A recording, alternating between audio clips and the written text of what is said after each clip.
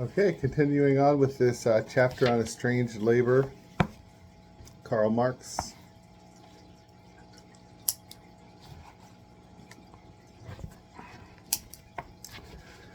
Now, therefore, we have to grasp the essential connection between private property, avarice, and the separation of labor, capital, of landed property, between exchange and competition, value and the devaluation of men, monopoly and competition, etc. The connection between this whole estrangement and the money system. Okay, so here in 1844, Karl Marx is making a moral argument, right? Right, where the connection between private property, avarice, right? Avarice is a moral thing. Between value and the devaluation of men.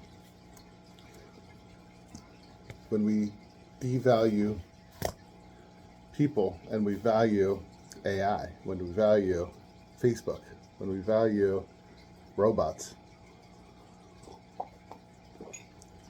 at the expense of devaluing people, men and women.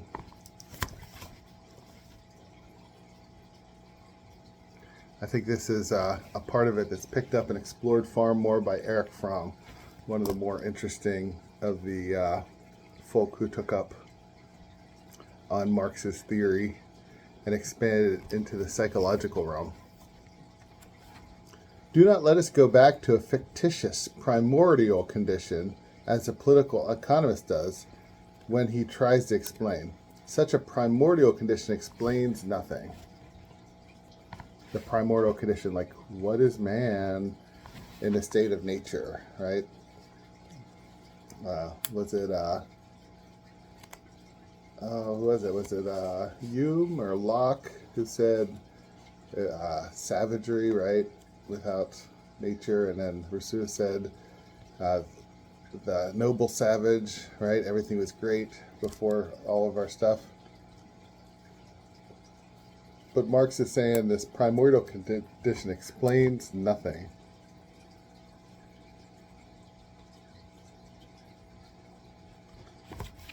He merely pushes the question away into a gray, nebulous distance. He assumes, in the form of fact, of an event, what he is supposed to deduce, namely, the necessary relationship between two things, between, for example, division of labor and exchange. Okay, so when we assume, we're taking a priori something that we ought to be deducing. You know, what was the state of people in nature, right? We should be using data to deduce that, not presuming it as such. We proceed, theology in the same way explains the origin of evil by the fall of man. That is, it assumes as a fact in historical form what has to be explained. So the fall of man is assumed as a historical fact when that's really what has to be explained.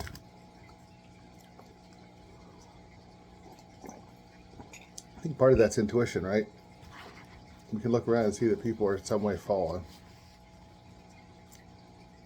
Continuing on. We proceed from an actual economic fact. So beginning from economics. This is why Marx started with economics. It's something that's immaterial, but it's something that affects our material life, right? Money, immaterial, and that money only has value because we agree that it has value.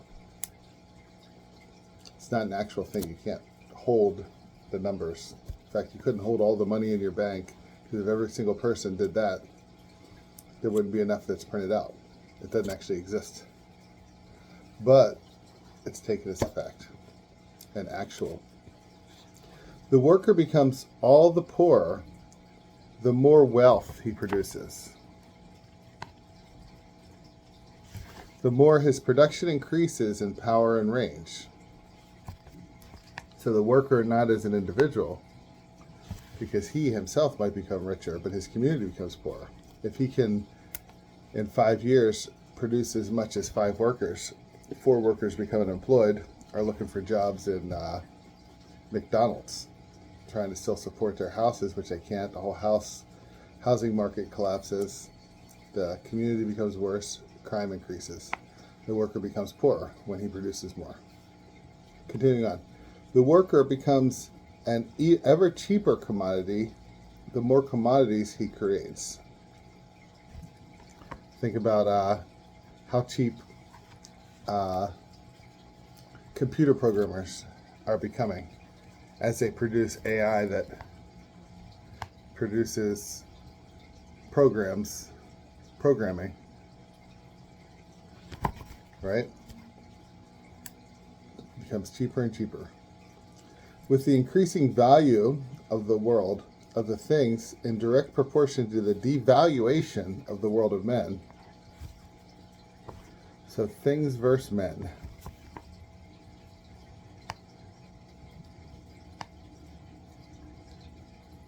And I think this is a part of Marx is taken up by Ivan Illich pretty well.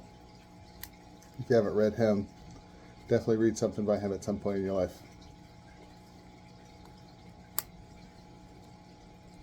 Labor produces not only commodities, it produces itself and the workers as a commodity, and does so in the proportion in which it produces commodities generally. And I think the Catholic Church has taken up this point of Marx, that capitalism is turning the worker into a commodity. But there is something essentially humane about humans that can't be reduced to commodity. You are more than commodity. This fact expresses merely the object which labor produces. Labor's product confronts it as something alien, as a power independent of the producer, right? Economics is now a power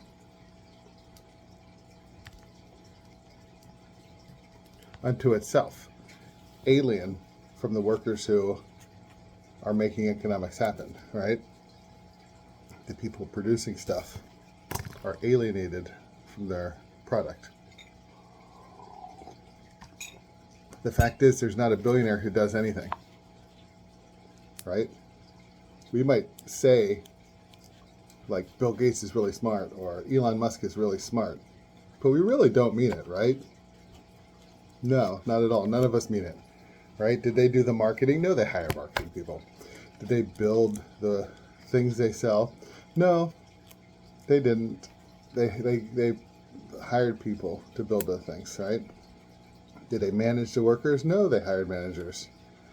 Are they presidents overseeing the whole operation? No, they hire somebody to be the president overseeing their whole operation. Do they engineer? Do they design?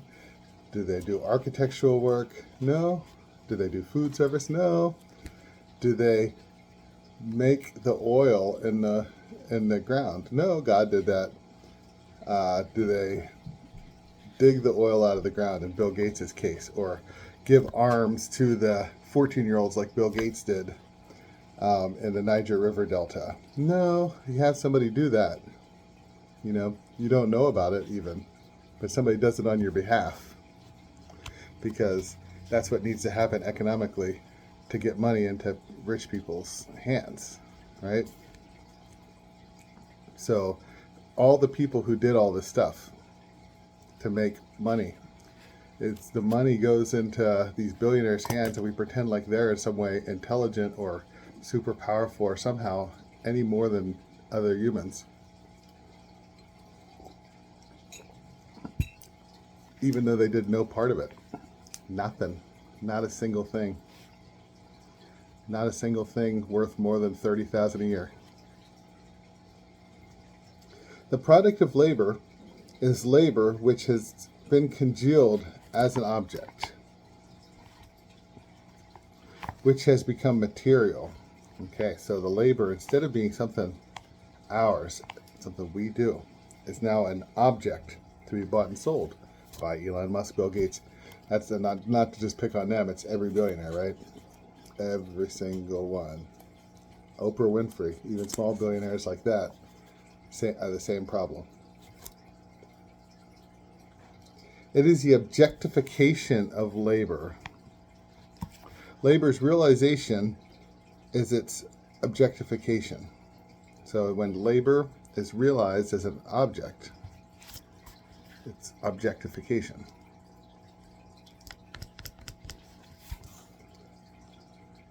In the conditions dealt with by political economy, this realization of labor appears as loss of reality for workers. Right, we're doing work, getting paid less and less for the harder and harder work we're doing. There's no reality of receiving for our work. Objectification as loss of the object and object bondage. Appropriation as estrangement as alienation. So we are estranged from the things we make. We don't actually own the things we make. Elon Musk, Bill Gates, etc., owns the work we did, right? Oprah Winfrey owns a script we wrote for her. Not me. I don't write scripts. So much does labor's realization appear as loss of reality that the worker loses reality to the point of starving to death. So many workers, so many people on welfare are working more hours than you. And me. Working 3 jobs and still on welfare. Starving to death because of the loss of the reality of what their labor produces. So much does objectification appear as loss of the object, that the worker is robbed of the objects most necessary, not only for his life, but for his work. So the carpenter working with a laser leveler doesn't own the laser leveler. A capitalist does, right? Indeed, labor itself becomes an object which he can get hold of only with the greatest effort and the most irregular interruptions. Think about something like 80% of everybody teaching at a university right now is an adjunct. Right? Think about all those part-time adjuncts with the irregular work. One year they make a whole $18,000 in that year, and the next year they make $24,000 in that year of hard work. Right? Irregular interruptions. So much does the appropriation of the object appear as estrangement that the more objects the worker produces, the fewer he can possess, and the more he falls under the dominion of the product, capital. Continuing on with the university as a model, right? Think about all these people. So many people have PhDs, and they're great teachers, and they're adjuncts, and they're producing more and more great education for students, but they get paid less and less and less because the capital, the kids are paying $10,000 per credit or something, right? Something absurd. And they're making $100 a credit. Yeah, okay. All these consequences are contained in the definition, $1,000 a credit. All the consequences are contained in the definition of the worker is related to the product of his labor as alien object.